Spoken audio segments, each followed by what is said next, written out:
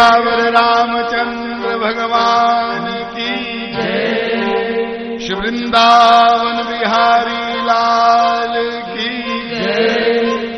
बाल गोपाल की जय। श्री हनुमान जी महाराज की जय। श्रीमत् सद्गुरुदेव सरकार की जय। श्री सालासर धाम की जय। सर्वदेवमयी गो माता की जय।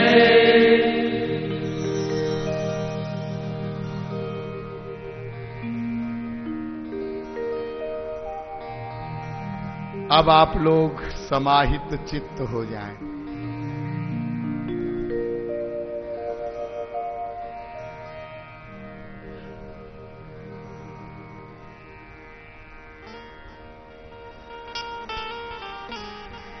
आध्यात्मिक जगत के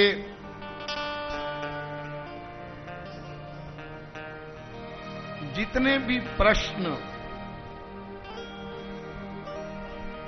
किसी साधक के मस्तिष्क में हो सकते हैं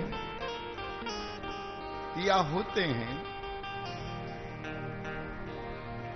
और व्यवहार जगत के भी जितने भी प्रश्न हो सकते हैं, उन सब प्रश्नों को दृष्टिगत रखते हुए मनुष्य का परम कल्याण कैसे होगा, इसका बहुत सुंदर वर्णन कलयुग के मनुष्यों के लिए तुलसीदास जी ने रामचरितमानस में किया है।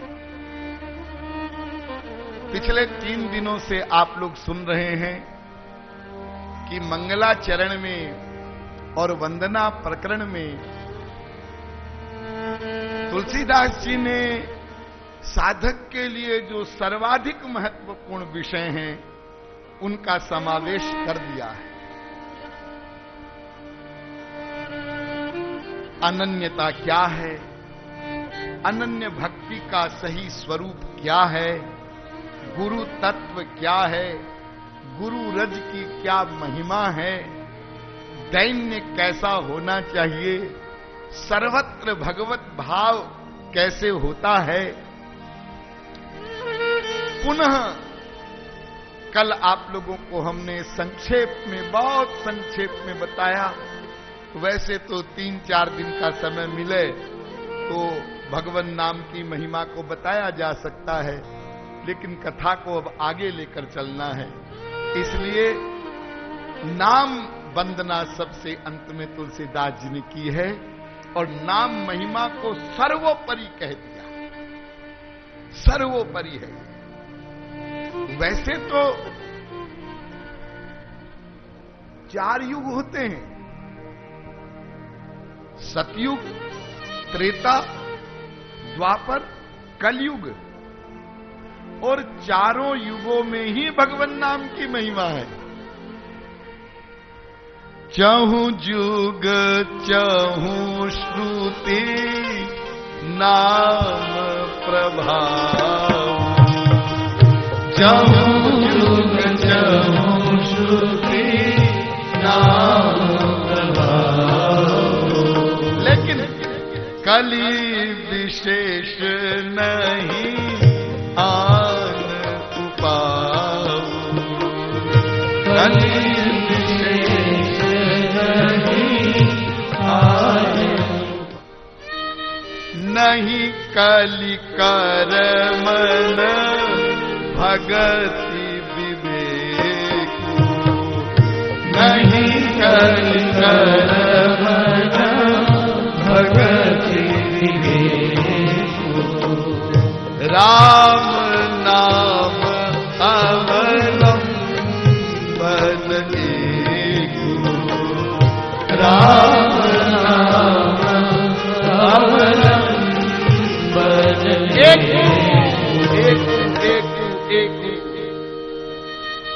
निष्कर्ष बता दिया तुलसीदास जी ने, बस केवल हरि नाम का आश्रय लो, भगवान नाम स्मरण करो। लेकिन भगवान नाम का स्मरण समझकर करो। अंत में तुलसीदास जी ने ये जो चौपाई लिखी है बड़ी चतुराई के साथ लिखी है, और इसी चौपाई का लोगों ने बड़ा गलत अर्थ किया है। कौन सी चौपाई? भाय कुभाय अनख आलस, भाय कुभाय अनख आलस, नाम जपत मंगल दिसिदस, नाम जपत मंगल दिसिदस। देखो भाई, तुम चाहे भाव से लो, कुभाव से लो, आलस्य से लो, दुश्मनी से लो, कैसे भी लो, बस भगवान का नाम लिया करो और तुम्हारा कल्याण हो जाएगा। नहीं, ये नहीं लिखा है तुलसीदास जी ने कल्याण हो जाएगा। ये लिखा है मंगल दिशि दशहूं, भाई कुभाव अनख आलस हूं से नाम लोगे तो दशों दिशाओं में मंगल होगा। तुम्हारा कल्याण तो तब होगा जब ये समझ करके लोगे कि नाम और नामी दोनों बराबर हैं, नाम में भगवान की सारी शक्तियां हैं। ये समझ करके रूप ध्यान करते हुए, आंसू बहाते हुए भगवान नाम लोगे तब कल्याण होगा। लेकिन हम लोग बड़े मतलबी स्वार्थी हैं, बस इसी चौपाई को पकड़ लिया, चाहे जैसे लो। अरे चाहे जैसे लो, ये तो उन भोले भाले लोगों के लिए कहा है जो अभी कुछ भी नहीं जानते हैं और कुछ भी नहीं करते हैं। उनके लिए कहा कि भाई ये शुरुआत तो करें। जब कई दिनों तक भगवान नाम लेंगे और उनको कुछ लाभ नहीं होगा और किसी संत के पास जाएंगे तो पूछेंगे कि महाराज आपने तो कहा था कि कैसे भी लो, लेकिन मुझे कुछ मिला नहीं। तब फिर वो संत समझाएगा कि देखो, जिसका नाम ले रहे हो ना, उसका स्मरण पहले करो तब नाम लो। तो इस दृष्टिकोण से ये कहा गया है। और एक बड़ा इस विषय में एक कुतर्क कहना चाहिए, वितर्क कहना चाहिए। ऐसा दिया जाता है कि जैसे अग्नि होती है, तो अग्नि को आप कैसे भी हाथ में ले लो या उसमें गिर जाओ, वो जलाती है। अग्नि का धर्म है जलाना। जैसे जहर कोई व्यक्ति पीवे, तो जानकर पीवे चाहे अनजाने में पीवे, वो मरेगा, मरेगा। ऐसे ही ये भगवान का जो नाम है, इसमें सारी पावर, सारी शक्तियां हैं, तो चाहे जैसे लो उसका लाभ मिल जाएगा। ये बड़ा भारी कुतर्क है। ये बहुत सारे लोग इस कुतर्क को प्रस्तुत करते हैं। देखो भाई, लाभ किसको देना है? जहर अपना काम कब करता है? जहर अपना काम तब करता है जब वो आपके पेट में जाकर आपके रक्त में मिल जाता है, तब अपना काम करता है जहर, वरना अपना काम नहीं कर सकता। अग्नि भी अपना काम तब करती है जब उससे स्पर्श होता है, वरना वो अपना काम नहीं करती है। ऐसे ही भगवान के नाम का स्पर्श आपके मन से होगा। मन को ही तो शुद्ध करना है ना, तो मन के भीतर वो जाएगा, तब तो मन को शुद्ध करेगा। यदि मन से स्पर्श ही नहीं होगा भगवान नाम का, तब उसका लाभ कैसे मिलेगा? अस्तु, हमको बहुत समझ करके, मैं अधिक डिटेल नहीं कर सकता हूं अब, बहुत समझ करके, अरे जब ले ही रहे हो भगवान नाम, तो फिर उसको समझ करके, उसमें भावना बना करके वैसे ही उसको लेना चाहिए। अस्तु, अब आगे चलें। कल आपको बताया था, तुलसीदास जी ने कथा प्रारंभ करने से पूर्व एक रूपक बनाया रामचरितमानस ये एक सरोवर है और उस सरोवर पर 4 घाट हैं। चारों घाटों पर कथा चल रही है। ये 4 ही घाट क्यों कहे गए हैं, इसका भी थोड़ा सा विषय आपको कल बताया गया था कि भगवत प्राप्ति के 3 ही मार्ग हमारे शास्त्रों वेदों में कहे गए हैं। क्योंकि ब्रह्म का स्वरूप सच्चिदानंद स्वरूप है, ब्रह्म उसका अंश जीव है, वो भी सत्चित आनंद है। और सच्चित आनंद इनके 3 स्वभाव होते हैं, कर्म का, ज्ञान का और प्रेम का। और कोई भी मार्ग नेचर के विरुद्ध नहीं हो सकता। जैसे देखिए, अनादिकाल से आंख से देखने का ही काम लिया जाता है। कोई भी चश्मा बनेगा, लेंस लगेगा तो आंख में लगेगा ना। हाँ, कान से देखने का काम नहीं हो सकता, आंख से ही होगा। और अनादिकाल से यही नियम चला रहा है। आप ये नहीं कह सकते क्यों जी मैं नाक से क्यों नहीं देख सकता, मैं कान से क्यों नहीं देख सकता। नेचर, स्वभाव के अनुसार चलना होगा। तो ऐसे ही आत्मा का 3 स्वभाव है, कर्म करने का भी है, ज्ञान पाने का भी है और प्रेम पाने का तो है ही है। इसलिए ये 3 मार्ग हमारे यहां कहे गए हैं, कर्म, ज्ञान और भक्ति। और जितने मार्ग आप लोग पढ़ते सुनते हैं सब इसके अंतर्गत आते हैं। लेकिन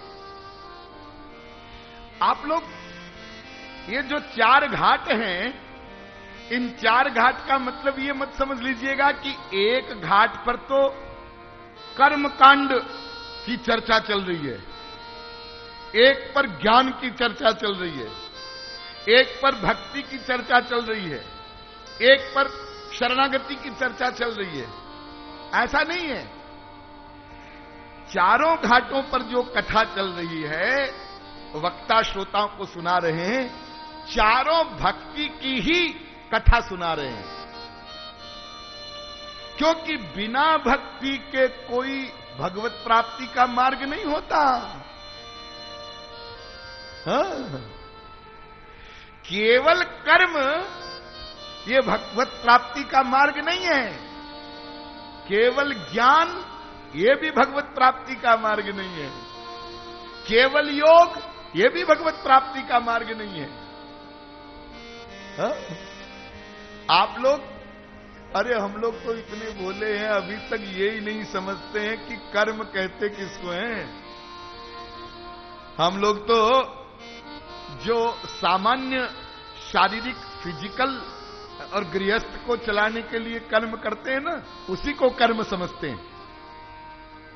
कर्म की परिभाषा क्या है ये जानते ही नहीं है और बोला करते हैं, देखो जी हम तो कर्म में विश्वास करते हैं, हम तो कर्म योगी हैं।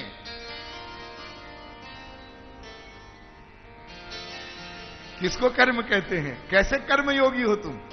बस सवेरे उठे, नहाए धोए, सब काम किया और फिर ऑफिस चले गए और वहां पर सब काम किया, फिर जो और कहीं जाना था वो किया, फिर घर पर लौट करके आए, फिर परिवार वालों के लिए जो करना है या उनके साथ गपशप करना है वो किया और फिर खाए और फिर सोए। और फिर बच्चों को पढ़ाना लिखाना, फिर उनको योग्य बनाना, फिर उनकी शादी विवाह करना, फिर रिश्तेदारों के साथ व्यवहार करना, समाज में कहां कहां क्या क्या करना चाहिए ये सब करना। बस ये हम करते हैं, हम कर्म योगी हैं। जी नहीं, ये जो आप लोग डेली ये कर्म करते हैं, इतना ही कर्म नहीं होता। अरे कर्म की परिभाषा क्या है? शास्त्रों के अनुसार कर्म की परिभाषा यह है कि 4 वर्ण और 4 आश्रम हैं। ब्राह्मण, क्षत्रिय, वैश्य, शूद्र, ये 4 वर्ण आप लोग जानते हैं, और 4 आश्रम, ब्रह्मचर्य, गृहस्थ, वानप्रस्थ, संन्यास। इन 4 वर्णों के लिए और 4 आश्रमों के लिए हमारे यहां वेदों में, स्मृतियों में कर्म बताए गए हैं। ब्राह्मण को क्या करना चाहिए, क्षत्रिय को क्या करना चाहिए, वैश्य को क्या करना चाहिए, शूद्र को क्या करना चाहिए, फिर वो ब्राह्मण ब्रह्मचारी है तो क्या करना चाहिए, क्षत्रिय ब्रह्मचारी है तो क्या करना चाहिए, ना लंबा चौड़ा उसका डिटेल है। इसको कहते हैं वर्णाश्रम धर्म। तो वर्ण और आश्रम के अनुसार जिसके लिए जो कर्म वेद शास्त्र निश्चित करते हैं उसका नाम होता है कर्म। नित्य कर्म, नैमित्तिक कर्म, काम्य कर्म, प्रायश्चित कर्म। और ये जो कर्म बताए गए हैं इन्हीं को हम लोग धर्म कह देते हैं। जैसे नित्य कर्म, नित्य कर्म किसको कहते हैं? सवेरे उठना, नहाना, धोना, फिर संध्या वंदन आदि करना, ये नित्य कर्म है। नैमित्तिक कर्म कौन से होते हैं? सूर्य ग्रहण आ गया, चंद्र ग्रहण आ गया, किसी के घर में कोई मर गया या कोई बच्चा पैदा हुआ, उस किसी विशेष निमित्त पर जो कर्म किया जाता है उसको कहते हैं नैमित्तिक कर्म। काम्य कर्म किसको कहते हैं? जो सांसारिक किसी कामना को पूरा करने के लिए यज्ञादिक किए जाते हैं उसको काम्य कर्म कहते हैं। और प्रायश्चित कर्म किसको कहते हैं? हमसे कोई पाप हो गया, उस पाप के प्रायश्चित के लिए, उसको समाप्त करने के लिए जो कर्म किया जाता है उसका नाम है प्रायश्चित कर्म। अब ध्यान दीजिएगा, जो ऐसा करता है, संध्या वंदन आदि करता है, चंद्र ग्रहण सूर्य ग्रहण आदि आया तब कर्म करता है, मरा कोई पैदा हुआ तब कर्म करता है, या कोई यज्ञादि करवाता है, उसको आप लोग क्या कहते हैं? बड़ा धार्मिक व्यक्ति है, उसको धार्मिक कहते हैं ना आप लोग। जी हां, वास्तव में वो कर्म का पालन कर रहा है, इतने का नाम होता है कर्म। और हम तो दाल रोटी कमाने के लिए और बच्चों का लालन पालन करने के लिए जो कर्म करते हैं उतने कोई कर्म समझते हैं। कितना अंधेर है। तो केवल कर्म करना शास्त्रों के अनुसार, क्या उस कर्म के करने से ईश्वर प्राप्ति हो जाती है, भगवत प्राप्ति हो जाती है? अरे वो तो बहुत दूर की चीज है। यदि कोई कर्म धर्म का पालन पूरी विधि से करे, 100%, जिसका पालन करना कलयुग में कठिन है, नहीं, असंभव है, कठिन नहीं कहिए। क्यों? क्योंकि उस कर्मकांड को करने में 6 नियम बताए गए हैं। देशे काले उपायेन द्रव्यम श्रद्धा समन्वितम पात्रे प्रदीयते यत् सकलम धर्म लक्षणम। देश, काल, पदार्थ, कर्ता, मंत्र, कर्म। आपको यज्ञ आदि करवा रहे हैं, कर्मकांड करवा रहे हैं, जी हां, वो कहां किया जाएगा? लो, पहला नियम आ गया, कहां यज्ञ करें? चाहे जहां यज्ञ नहीं होगा, कब यज्ञ करें? उसका काल ज्योतिष शास्त्र के अनुसार करेक्ट निर्धारित हो, फिर उसकी विधि, वो विधि 100% सही हो, फिर उसमें जो पदार्थों का प्रयोग किया जाता है, चाहे जहां से चाहे जो सामान लेकर के आप कर्म कांड करेंगे, ऐसा नहीं हो सकता। शुक्लम यद द्रव्यम तस्माद यज्ञ मीरितम। शुक्ल द्रव्य होना चाहिए, शुद्ध कमाई होनी चाहिए। शुद्ध कमाई किसको कहते हैं? यदि मैं आपके सामने वर्णन करूं तो आप लोग सब सिर पकड़ लेंगे, महाराज तब तो हमारे पास तो शुद्ध कमाई है ही नहीं। हा? और फिर उस यज्ञ को कराने में जो मंत्र बोले जाते हैं, किसी भी वेद मंत्र के एक शब्द के, एक अक्षर के, एक स्वर में भी त्रुटि न हो। यदि एक स्वर भी गलत हो जाए तो यजमानम हिनस्ति, इतने कड़े नियम। मान लो इन नियमों का कोई पालन कर ले तो क्या मिलेगा? अधिक से अधिक स्वर्ग तक ले जाएगा कर्म धर्म, बस फिर छोड़ देगा और स्वर्ग का हम फल भोगेंगे। और जब हमारे वो पुण्य कर्म समाप्त हो जाएंगे तो तेतम भुक्त्वा स्वर्गलोकम विशालम क्षीणे पुण्य मर्त्यलोकम विशन गीता। फिर मृत्यु लोक में और भी हीन योनियों में वो चला जाएगा। तो केवल कर्म से भगवत प्राप्ति संभव नहीं।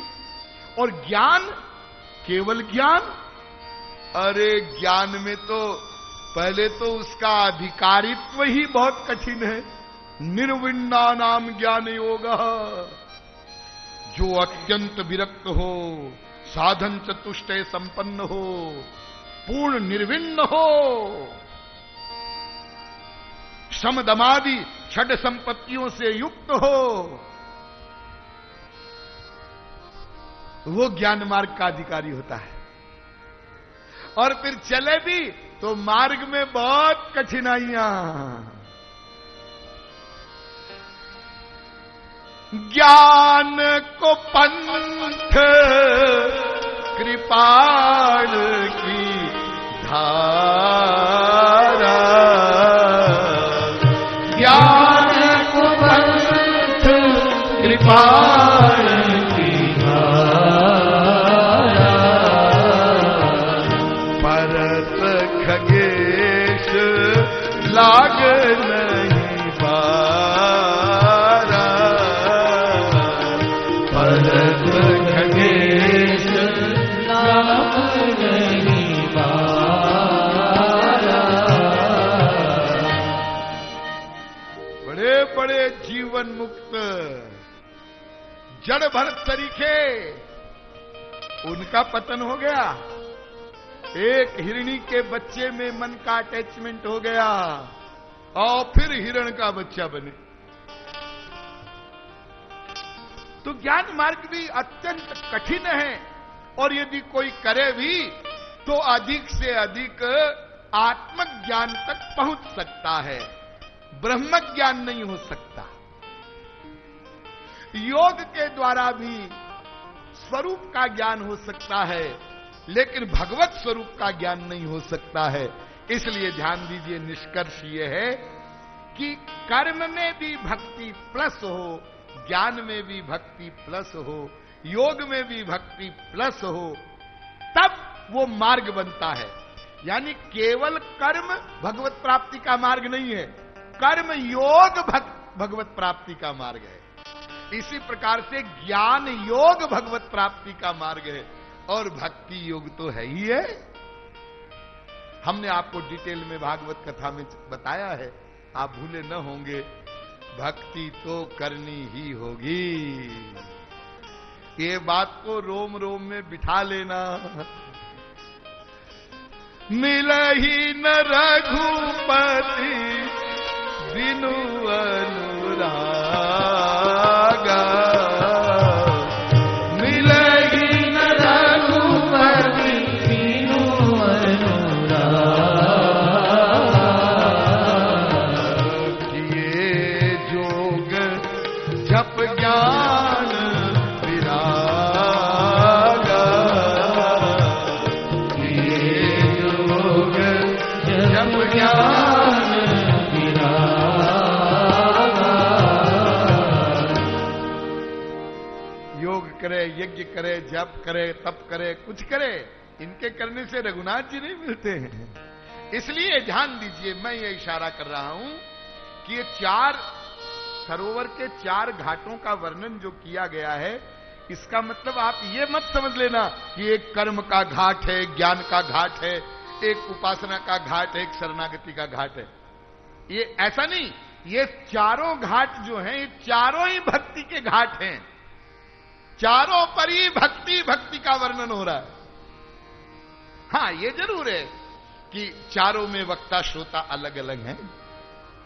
तो इसमें जो एक घाट है उस पर याज्ञवल्क्य जी भरद्वाज जी को कथा सुनाते हैं, वो एक संवाद है।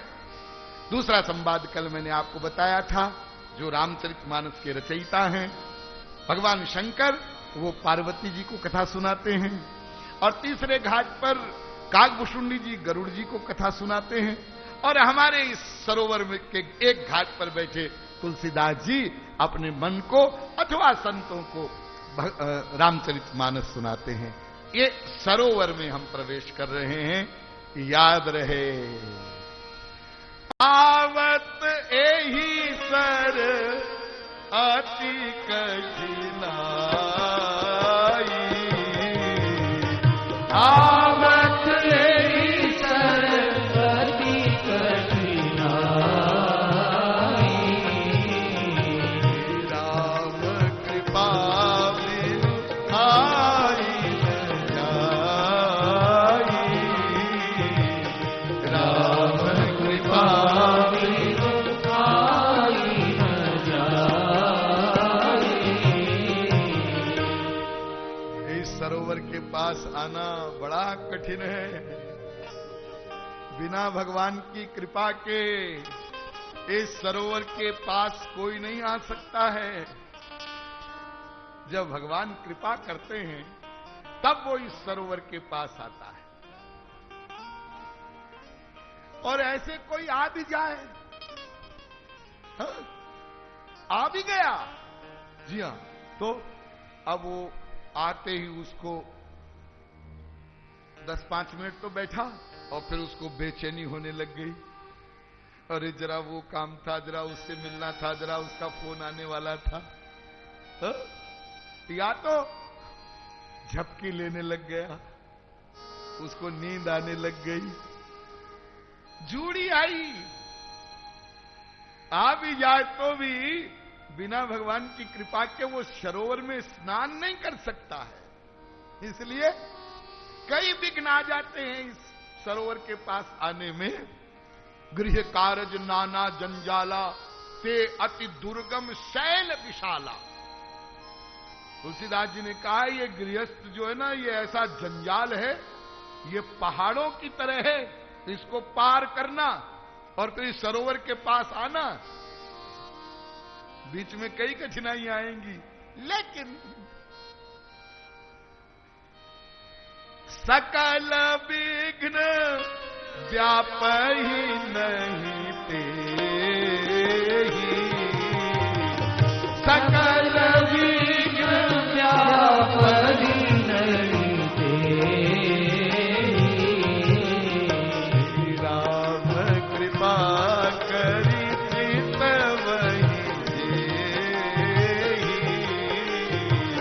राम कृपा करि चित वही देहि। आप लोगों के बहुत काम की ये बात है, जिस पर राम कृपा दृष्टि डाल देते हैं वो सारी बाधाओं को अपने आप समाप्त हो जाती हैं और वो सरोवर में आके बैठ जाता है। इससे ये कॉन्फिडेंस होना चाहिए। आप लोग भी तो गृहस्थ हैं, आपके भी तो अनेक प्रकार के जंजाल होंगे, जी हां, और कई बाधाएं आई होंगी, हाँ हाँ, फिर भी यहां आकर बैठ गए, हाँ, वो विघ्न सब हट गए, जी हां, ये राम कृपा से हुआ है। अस्तु, अब हम आगे चलते हैं। सबसे पहले भरद्वाज जी वाले घाट पर चलते हैं।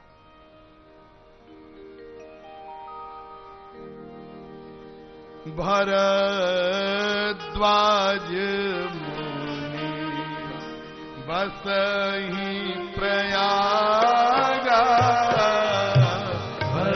भरद्वाज मुनि बसहि प्रयागा, तिनहि राम पद अति अनुरागा, तिनहि राम पद अति अनुरागा,